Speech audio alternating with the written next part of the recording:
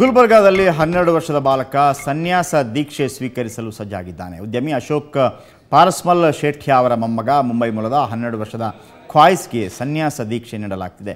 ಈ ಬಾಲಕನಿಗೆ ಜೈನ ದೀಕ್ಷೆ ನೀಡಲು ಪಾಲಕರು ಮುಂದಾಗಿದ್ದು, ಬರೋ ಜನವರಿ 16ರಂದು ರಾಜಸ್ಥಾನದ ಬಾಲಹುತ್ರಾದಲ್ಲಿ ಜೈನ ದೀಕ್ಷೆ ಕೊಡಿಸಲು ಮುಂದಾಗಿದ್ದಾರೆ.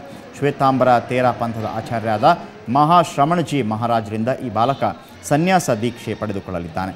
ಹಾಗಾಗಿ ನಗರದಲ್ಲಿ ಬಾಲಕನ ಬೃಹತ್ ಮೆರವಣಿಗೆ ನಡೆಸಲಾಯಿತು. ಧಾರ್ಮಿಕ ವಿಧಿವಿಧಾನಗಳೊಂದಿಗೆ ಭವ್ಯ ಕಾರ್ಯಕ್ರಮವೂ ಕೂಡ ನಡೆಯುತ್ತಾ ಇದೆ. ಆದರೆ ಅಪ್ರಾಪ್ತ ಬಾಲಕನಿಗೆ ಸನ್ಯಾಸ ದೀಕ್ಷೆ ನೀಡುತ್ತಿರುವುದು ಕಾನೂನು ಪ್ರಕಾರ ಅಪರಾಧ. ಆದರೆ ಗುಲ್ಬರ್ಗಾ ಜಿಲ್ಲಾಡಳಿತ ಮಾತ್ರ ಇದರ ಬಗ್ಗೆ ಕಣ್ಮುಚ್ಚಿ ಕುಳಿತಿದೆ.